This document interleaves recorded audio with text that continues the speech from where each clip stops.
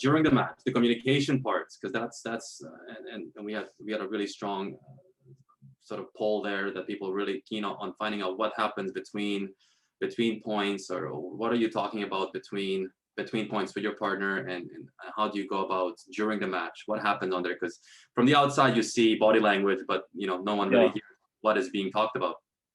Yeah, I mean, I this was an issue for me because I was always, someone that kept my emotions inside a lot. I didn't always express how I was feeling, and which isn't necessarily ideal for a partnership. It is like a relationship. You have to be open, you have to be honest, and eye contact is very important. Good communication, being on the same page. I mean, just like anything in life, you want to be spoken to. You want to speak to your partner like you want to be spoken to, right? So there has to be that respect.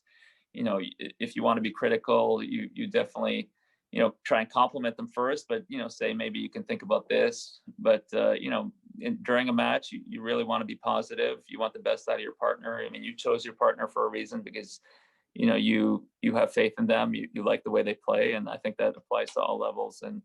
And the worst thing you can do is be a little bit overbearing towards your partner and start giving them too much advice and making them uncomfortable. And you want them at their best, and what clicks for them, and along those lines you have to be very positive, and just be on the same page. Really good energy is important. So if I'm hearing you well there, it's the energy and the positivity and the feelings it creates, and the eye contact that's almost more important than what is being said. Yeah, eye contact is huge, because when you're looking at someone in the eye, you're showing that you care, and that you're on the same page, and that kind of stuff. And I think that's really important, winning or losing in a match. Mm-hmm. Yeah, I read somewhere that communication is only 7% of what you really say, and I think that delivery is also very obviously the most important, right? Right. People will forget what you said to them, but they won't ever forget how you made them feel. I think that's the one I'm looking for. And so, how would you chat or communicate after a mistake versus after a great big point? I mean, people always usually, I mean, we're all human, so the emotion gets involved when someone misses a big shot or an easy shot, especially. How do you help your partner or yourself get through that? Yeah, I mean, again, for yourself, if your partner misses a big shot, that's out of your control, right? So you're always challenging yourself to really excel and maximize your chances by what you can control, and that means by the weather,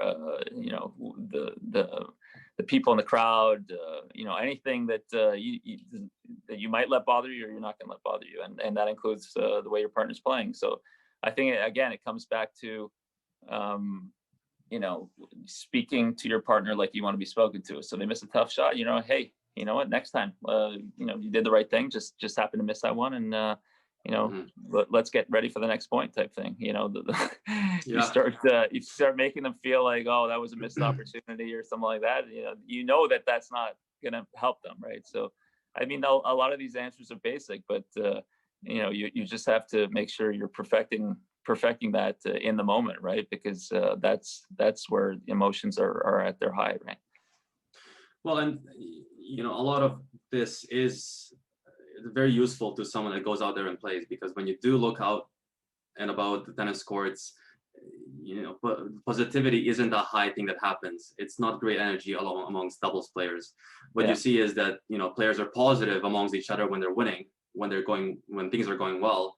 The minute there's a mistake or an error, body language changes, and a lot of times momentum changes too. So I think what everyone can get out of this is really to look at how can we evaluate ourselves and our communication, what happens during the point. And I like using video, for example. I'm not sure if you ever use that as part of sort of looking at your body language or not, but if there's any ways that you look at how am I communicating, how am I behaving, how am I supporting my partner on court, and give myself a score out of 10 after that match, rather than just looking at did I win or did I lose.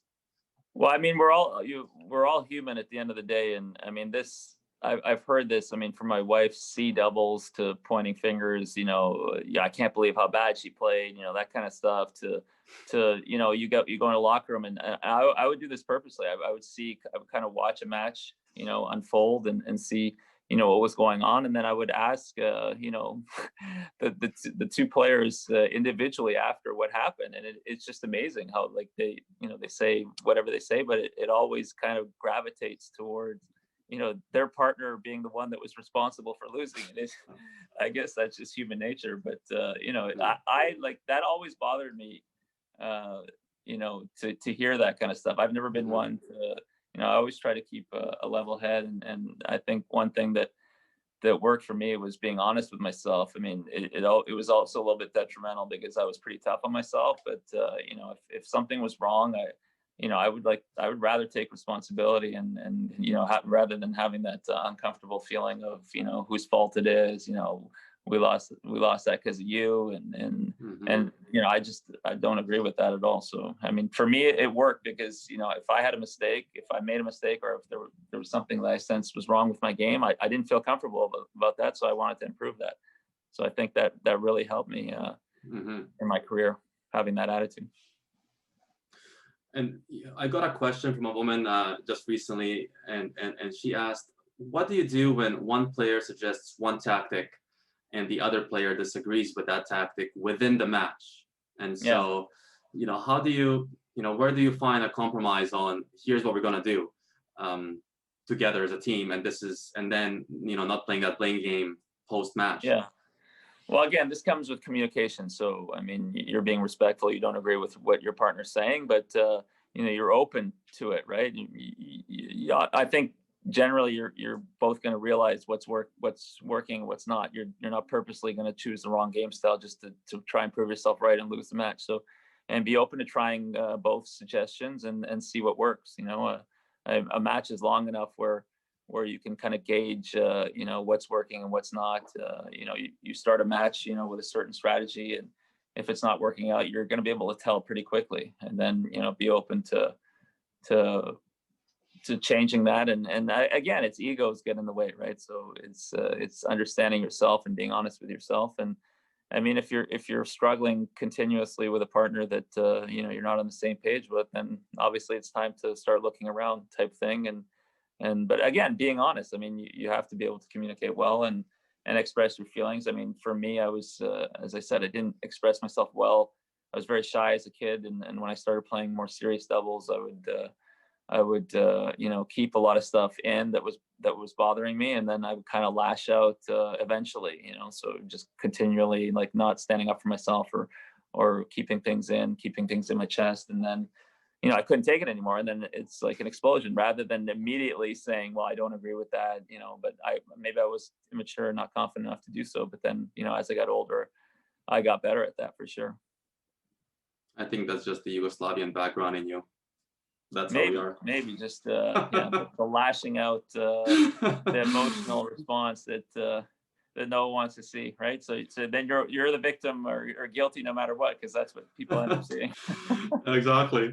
Now, how is your communication different? Because you were extremely successful at doubles as well as in mixed doubles, and I've spoken to some high-level coaches as well as players in the past, and mixed doubles is a huge part of playing, call it team tennis or 2-on-2. Yeah. So what was a key takeaway for you when playing mixed doubles? Well, mixed doubles is like anything in life. You got the woman's always going to be right, so you gotta give it to them. Yeah. They're happy wife, happy life, happy mixed partner, happy match. So that kind of thing. So, I've heard that. That's yeah.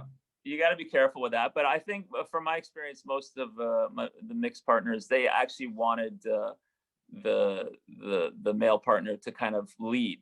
So you had to kind of take over and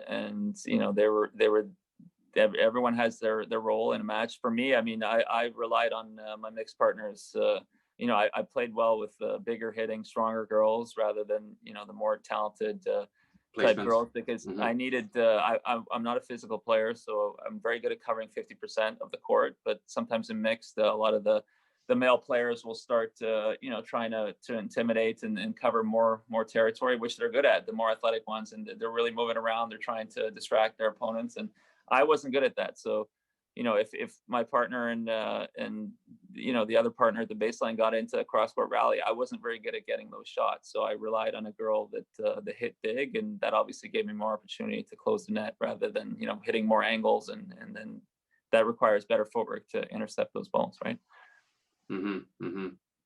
Yes, and so that will be in the concept of the male player being stronger than the female player. But if the roles are reversed and the female player was stronger than the male player, you would just look at that the other way around, I'm assuming. At a club level, because that happens quite often at a club level. For sure. I mean, everyone has different skills. I mean, it even I remember one time joking in a match, because generally when you're playing no ad scoring in a mixed doubles Grand Slam, the stronger returner is going to take the return, and I would joke with my opponents, if the male was choosing, I mean, the majority of the time the male would take the return, but I would say, I think you guys are making mistakes. She's playing way better than that kind of thing. So I mean, generally it's all a skill set, and again, it's just being honest with each other. And I always found that the women were very, if in that cross-court rally, that was their strength. I think sometimes the women, in singles, that they're not able to get the wide balls as well as the men, and maybe not as physical for obvious reasons. But when they don't have to move and as much, and they're in that cross-court rally, they're just as good as the men, especially the men's doubles players, and if not better in those cross-court rallies. So it's definitely just understanding the skill set kind of thing.